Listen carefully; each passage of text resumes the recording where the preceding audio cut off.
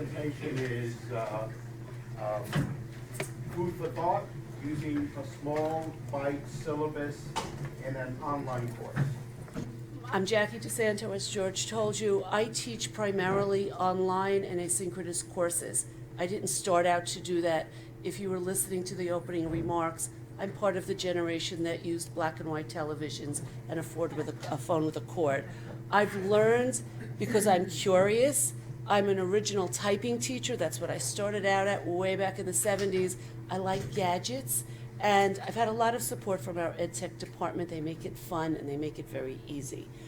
What I noticed with my students in my hybrid courses, I teach 2 sections of 101 in June. One is totally online, one is hybrid. I notice panic, I notice fear, very capsulized because I only see them for 3.5 weeks. And I kept that fear in my mind the following fall when I taught a hybrid section and an asynchronous section. And I noticed the fear didn't disappear. It was just spread out over a longer period of time. And I started to look at my syllabi. My syllabi tend to run between 11 and 15 pages. I give policy, schedule, brief explanations of assignments. It's a walking document. And I started to believe that the fault lay in scaring them too early.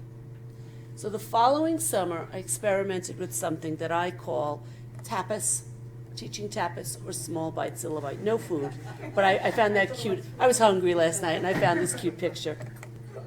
Okay, I also did some research into this, and there wasn't a lot I could find, but I did find research on why students panic in an online environment. And the one that hit me the most was that maintaining a purposeful presence as an instructor in an online environment, even if you see the students once a week, you disappear out of their mind. Their safety nest is gone the minute they walk out of your classroom. Has been described as more important in cyberspace than when you are with those students 2 or 3 times a week. I also found a statistic that was alarming to me. Almost 20% of students in online classrooms reported that the minute they tended to get that sense that I'm behind, I'm lost, I don't know where I'm going or what I'm doing, they couldn't get back. They never quite regained that momentum from the beginning. I can do this, I'm interested in this class, I've heard the professor's good, I need the course. Whatever was motivating them didn't have enough power to keep them going. And please forgive my voice, I don't know where it went today. I'm usually quite loud. What needs to go into a small bite syllabus? You need an introduction. I use it as a standalone piece. I actually I cut it down to 4 pages. It's really hard for me, but I got it down to 3 or 4 pages. And I give them the book with the picture of the book, the course description from the catalog, the student learning objectives, 1 word or the title of an assignment and how much of a percentage it is, 10% of the final grade. Everything in one spot, because you have to give it to them. And I give it to them at the very, very first day. You also need, when you're designing this, to start to think about sequence, more importantly than when you're teaching it in one document. You need to plan it out. Where is my cutoff? When I teach my 1-month course, I break it in 3. First week, second week, the rest, the 10 days or the week and a half that's left. When I do it in a full semester, I do it by month. For fall, I would do September, October, and then November, December, because it's really only a week or 2 of December. Deliver it regularly. Now, that does not mean you're held to a date, but you need to let them know when it's coming. And I'll show you my fall field experience course.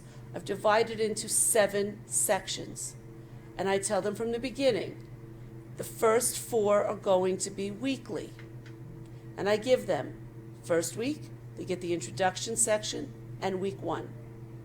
1 week to the day later, they get the second section, second week.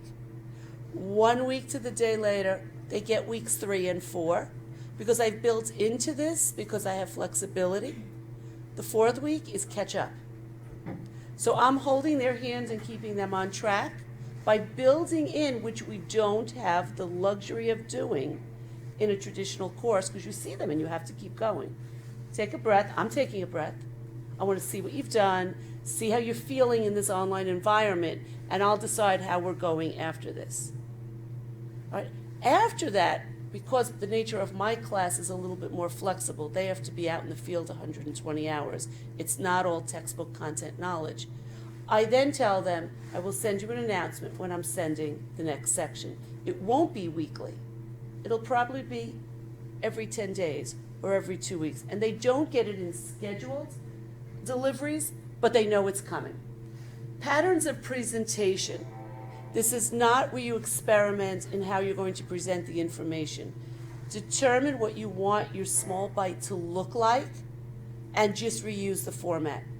Mine is like a checklist, and I've tried really hard to be concise, 1 page, plus directions for whatever assignment is coming, but 1 page, almost a to-do list.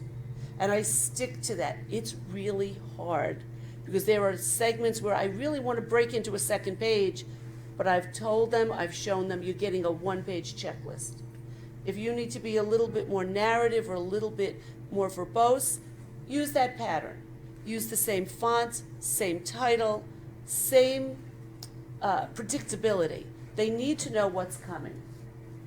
Put your personality in there. If your role in the online class is the taskmaster, let that come across. If your role is the nurturer, don't worry, I'm afraid of this nonsense too. I'm going to hold your hand. We're going to explore together. Let that come through. I like to put a quote at the bottom of mine. They're afraid. I have found no matter how many online courses, and I have one of my online students here, no matter how many online students, how many courses the students have taken, there is that slight discomfort with the unknown. What's coming next? I don't have the teacher every day. The teacher may not even be on campus, may not even live in the city. Could be an adjunct teaching from far away. I need some comfort. So put your personality in there, because very deliberate presence, as we heard in the first quote, your presence is important. They need to start to get a sense of who you are. Okay? And clear and concise. Please don't duplicate the 11 or 20 page syllabus and just cut it in half. Change it up a little bit and shrink what you're telling them. What I need to tell them that doesn't fit on that 1 page, I deliver through announcements. They sometimes get 4 announcements a day from me. I don't send an announcement every day, but I'll chop up what I have to tell them into categories and send an announcement by topic. You need to include your contact information, the course description, the expectations, textbook with picture, SLOs, a little bit about your grading, and the assignment titles in that introduction. Don't waste the space in the little small bites for this information. Put it up there, post it on Blackboard, you're done. They should be reading this. Okay, what comes out of this academically? I have not found research on this. And I'm going to ask you at the end, if you're interested in researching this topic, I'm looking for partners. So let me know. Better time management. I get so much fewer late assignments. I actually get early assignments, which freaks me out because I'm not the best grader. I'm not grading anything early. I get them early. I get them better done with more attention to the original directions. Okay. I'm also finding that the students take the time to go beyond what I've asked, or to do what I asked and conduct real research. Get to a library or get to an online search engine and look for good material. When I give them the full syllabus, I find that they tend to jump ahead and they just have the image of the calendar in their head. I have to finish this because next week we're going on to this. They don't know what's coming ahead.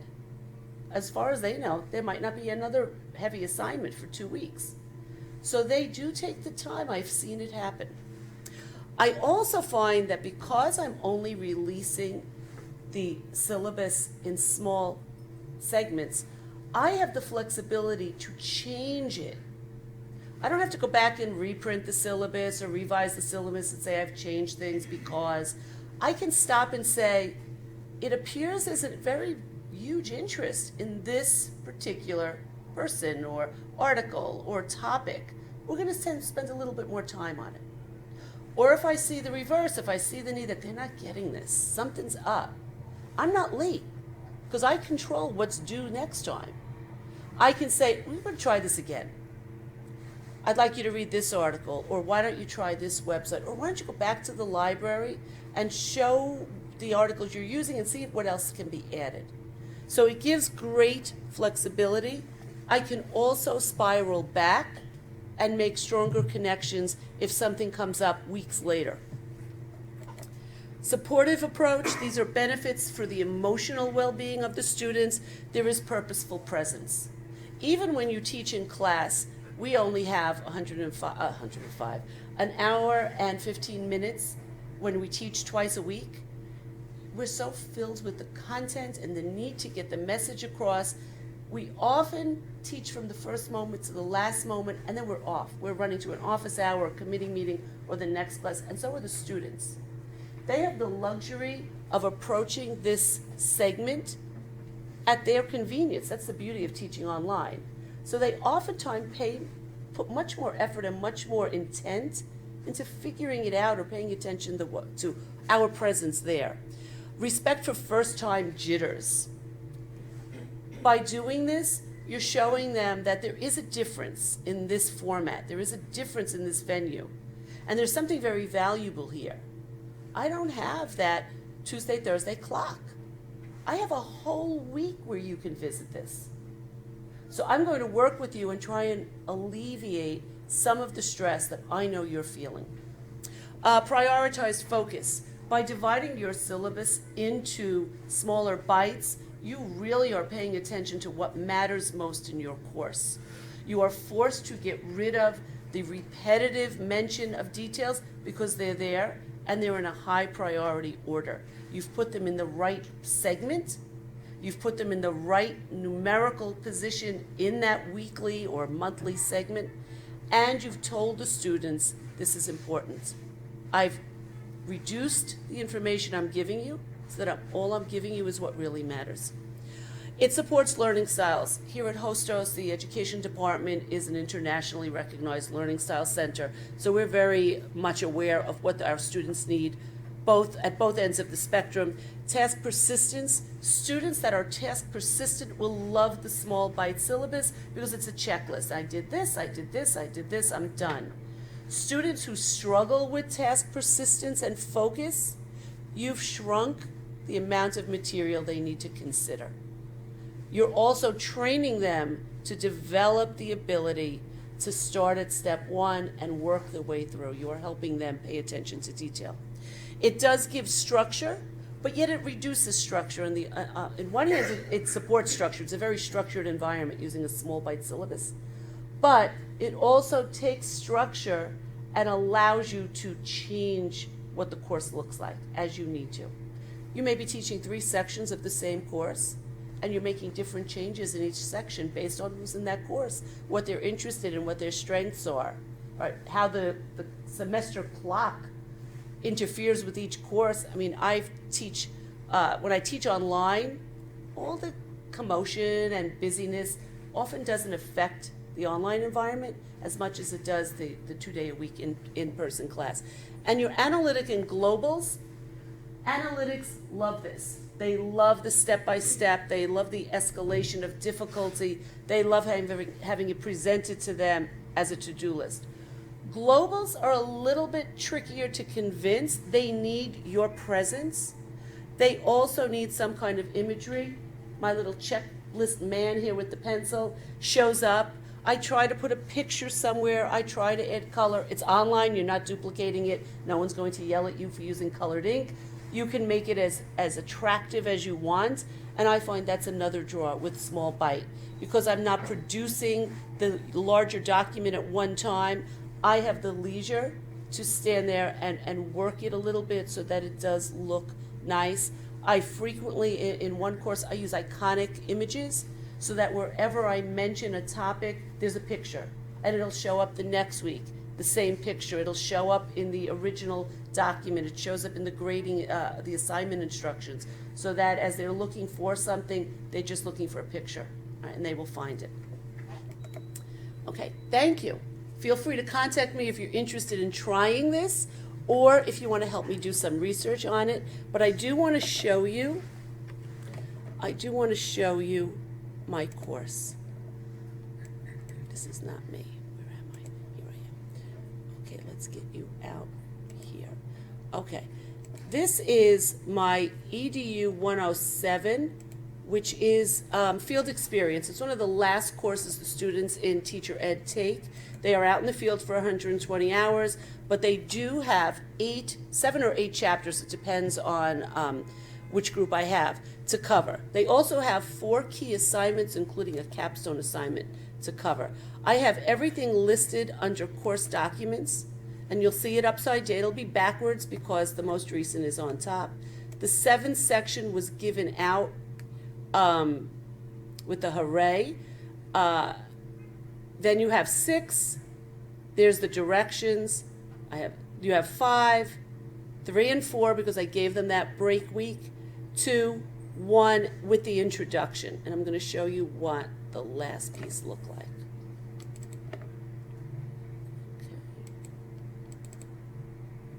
Okay, this is what it looks like. Again, I use colored ink to highlight. You have, what do you have to do for the 7th section? I didn't tie my hands by call it week, because they got this late April, early May. They actually got it late April, right after break. So it's not technically the 7th week. We went on a few tangents in between. I have 5 pieces of information that they need to pay attention, 5 things they actually have to do, brief directions in it. They're working on a child study. Attached to this are directions for the child study. So they're getting a 1-page section to the syllabus, but there are attachments. Here's my quote: "We're early childhood. Froebel discovered kindergarten," and I have a picture. Okay? Now my pictures, I also have a typing mistake. Not good for a former typist. Okay. They get this. Some of my students who rely on paper will print this. They will print this, but it's always there. They are not flipping through my traditionally 11 to 20 page document to say, what was due today? Where are the directions? What do I need to do? Plus, I would never have this much information for this particular week in the syllabus. Never. So I'm able to give them more by shrinking everything else. I hope you enjoyed my little presentation on tapas for teaching. It came out of necessity. I like it. I don't know of many people that are trying it. If you're interested, I'm available. Just give me a call. Thank you for listening.